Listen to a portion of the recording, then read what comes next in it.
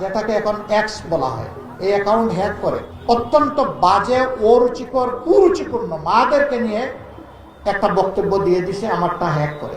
বিশ্বাস করতে পারেন, দেশের অন্যতম শীর্ষ রাজনৈতিক দল জামায়াতে ইসলামীর আমিরের ভেরিফাইড অ্যাকাউন্ট থেকে বলা হচ্ছে নারীরা ঘর থেকে বের হওয়া মানেই পতিতাবৃত্তি। হ্যাঁ, ঠিকই শুনেছেন, এমন এক ভয়ানক মন্তব্য যা মুহূর্তেই পুরো দেশে আগুনের মতো ছড়িয়ে পড়ে। কিন্তু আসল চমক এটা নয়, আসল চমক হলো এই ঘটনার পেছনের কারিগর কে। যখন জামায়াতের আইটি টিম এর গভীরে প্রবেশ করলো, তখন যা বেরিয়ে এলো তা ওয়াটার গেট কেলেঙ্কারির চেয়েও ভয়াবহ। হ্যাকারের আইপি অ্যাড্রেস এবং ফিশিং মেইল ট্রেস করে যে ঠিকানা পাওয়া গেল তা দেখে সবার চোখ কপালে। খোদ রাষ্ট্রপতির কার্যালয়, বঙ্গভবন, রাষ্ট্রপতির দপ্তরের একজন প্রোগ্রামারের মেইল থেকে ছড়ানো হয়েছে এই ভাইরাস।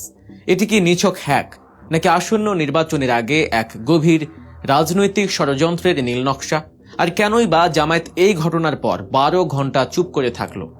আজকের ভিডিওতে আমরা উন্মোচন করব এই পুরো ঘটনার পেছনের ডিজিটাল ফরেনসিক রিপোর্ট এবং রাজনৈতিক সমীকরণ। চোখ রাখুন শেষ পর্যন্ত, কারণ রাজনীতির মাঠের এই ডিজিটাল যুদ্ধ আপনার ধারণার চেয়েও অনেক বেশি নোংরা। গতকাল রাত থেকে সোশ্যাল মিডিয়া উত্তপ্ত। দেশের রাজনীতির মাঠ যখন নির্বাচনের হাওয়ায় দুলছে, ঠিক তখনই এক বিশাল বোমা ফাটল ডিজিটাল প্ল্যাটফর্মে। জামায়াতে ইসলামীর আমির ডাক্তার শফিকুর রহমানের এক্স হ্যান্ডেল বা সাবেক টুইটার অ্যাকাউন্ট থেকে ইংরেজিতে একটি পোস্ট আসে। এই পোস্টের বাংলা করলে দাঁড়ায়, আধুনিকতার নামে নারীরা যখন ঘর থেকে বের হয়ে কাজে যায়, তখন তারা নাকি পতিতাবৃত্তিরই আরেক রূপ। ভাবা যায়, একজন জাতীয় নেতার অ্যাকাউন্ট থেকে এমন নারী বিদ্বেষী বক্তব্য। মুহূর্তের মধ্যে তোলপাড় শুরু হয়ে যায়। আর ঠিক এই সুযোগটির অপেক্ষাতেই যেন ছিল বিএনপি এবং তাদের ছাত্র সংগঠন ছাত্রদল।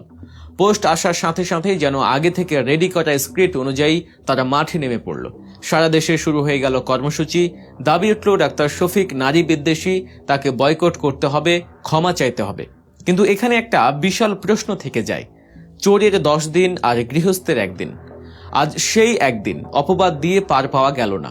ঘটনাটি ঘটার 24 ঘন্টার মধ্যেই জামায়াতের মিডিয়া বিভাগ এক জরুরি সংবাদ সম্মেলন ডাকে।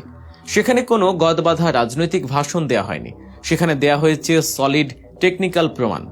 জামায়াতের আইটি এক্সপার্টরা লাইভ প্রজেক্টরে দেখিয়ে দিলেন কিভাবে আমিরের জামায়াতের অ্যাকাউন্টটি হ্যাক করা হয়েছিল। আর এই হ্যাক কোনো সাধারণ হ্যাকার বা ছিঁচকে চোর করেনি, এর পেছনে রয়েছে রাষ্ট্রের সর্বোচ্চ দপ্তরের হাত। সংবাদ সম্মেলনে দেখানো হয় ডাক্তার শফিকুর রহমানের মেইলে একটি ফিশিং লিঙ্ক পাঠানো হয়েছিল। খুব শক্তিশালী ম্যালওয়্যার বা ভাইরাস ব্যবহার করে দীর্ঘদিন ধরে চেষ্টা চালিয়ে এই অ্যাকাউন্টের অ্যাক্সেস নেওয়া হয়। যারা বলছিল এত দ্রুত রিকভার করা সম্ভব না, তাদের মুখে ছাই দিয়ে আইটি টিম দেখিয়েছে কিভাবে তারা নিয়ন্ত্রণ ফিরে পেয়েছে। কিন্তু আজকের আলোচনার সবচেয়ে ভয়ানক এবং শকিং পার্ট হলো এই হ্যাকটা কোত্থেকে করা হয়েছে। জামায়াতের আইটি সেল প্রমাণ করেছে এই ফিশিং লিঙ্ক এসেছে খোদ রাষ্ট্রপতির কার্যালয় থেকে। মহামান্য রাষ্ট্রপতি শাহাবুদ্দিন চুপ্পুর দপ্তরের অ্যাসিস্ট্যান্ট প্রোগ্রামার নাম সরওয়ার, তার official mail address assistant programmer bongobhavan.gov.bd ব্যবহার করে এই ম্যালওয়্যার পাঠানো হয়েছিল।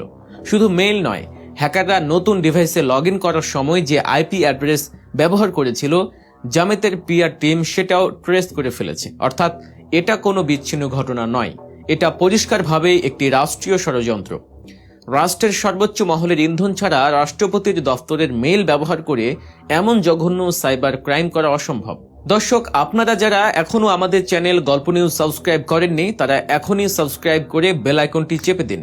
সত্য খবর সবার আগে জানতে আমাদের সাথেই থাকুন। এবার আসুন ঘটনার টাইমিং নিয়ে একটু বিশ্লেষণ করি। এই টাইমিংটাই বলে দেয় ডালমে কুচ কালা হ্যায়।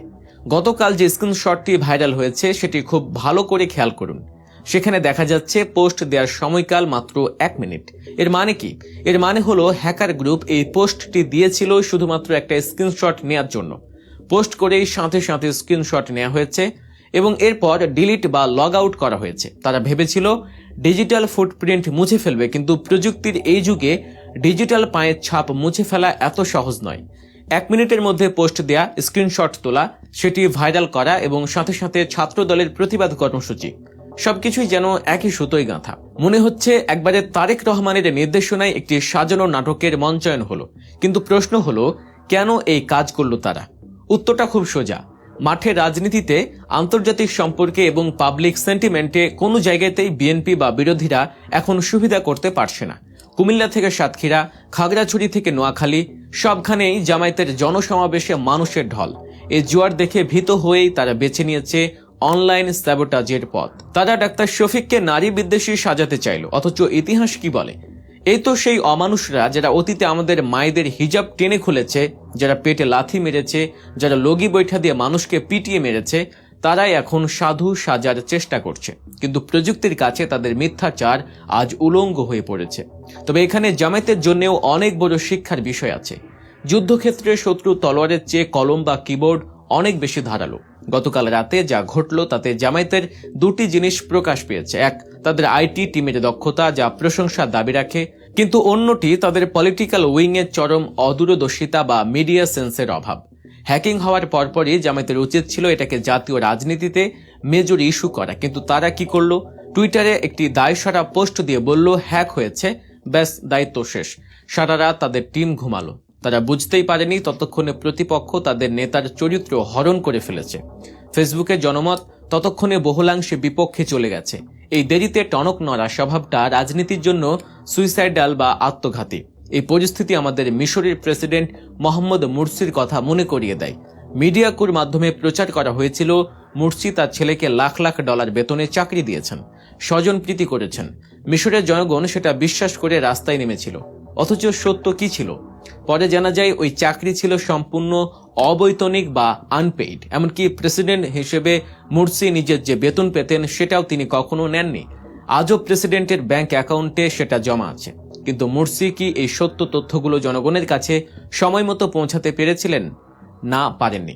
মুরসি এবং তার আশেপাশের লোকদের রাজনৈতিক বুদ্ধি বা মিডিয়া সেন্স ছিল না। তারা ভাবতেন আমরা তো সৎ, আল্লাহ দেখছেন। কিন্তু রাজনীতিতে আল্লাহ দেখার পাশাপাশি জনগণকেও কিছু দেখাতে হয়। জনগণের সাথে কানেক্ট করতে না পারার কারণে মুরসিকে করুণ পরিণতি ভোগ করতে হয়েছে। গতকাল রাতে যখন জামায়াত প্রমাণ নিয়ে এলো ততক্ষণে অনেক দেরি হয়ে গেছে।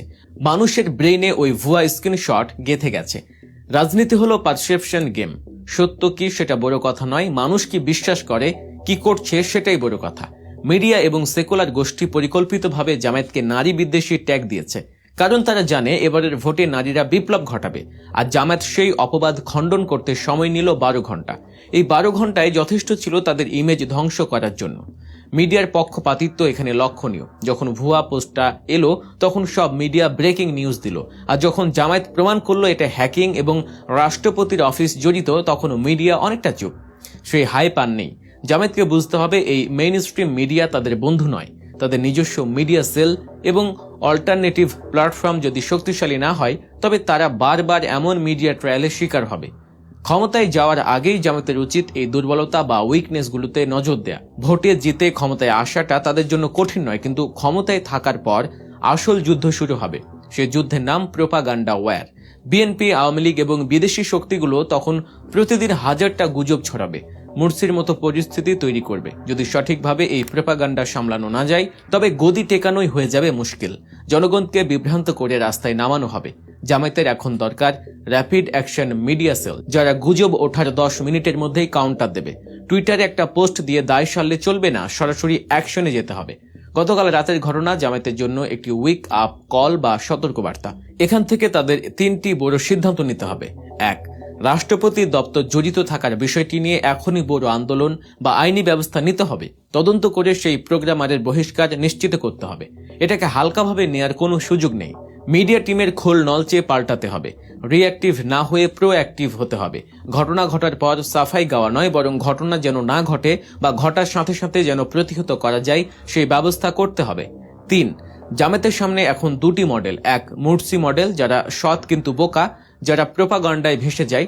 2, এরদোয়ান মডেল, যিনি ফেস টাইমে এসে জনগণকে রাস্তায় নামিয়ে কূট ঠেকিয়ে দেন। জামায়াতকে এখন সিদ্ধান্ত নিতে হবে তারা কোন পথে হাঁটবে। রাজনৈতিক বুদ্ধি বাড়ান, জনগণের পালস বুঝুন, নতুবা ইতিহাস কাউকে ক্ষমা করবে না। দর্শক, আপনি বিষয়টিকে কিভাবে দেখছেন? রাষ্ট্রপতি দপ্তর থেকে এমন হ্যাকিং কি মেনে নেওয়া যায়? আপনার মতামত জানান মন্তব্যের ঘরে। আজকের ভিডিওটা এ পর্যন্তই। এমন সব বিশ্লেষণধর্মী ভিডিও পেতে গল্প নিউজ চ্যানেলটি এখনই সাবস্ক্রাইব করুন। দেখা হচ্ছে পরের ভিডিওতে। সে পর্যন্ত আমাদের অন্যান্য ভিডিওগুলো দেখুন। আল্লাহ হাফেজ।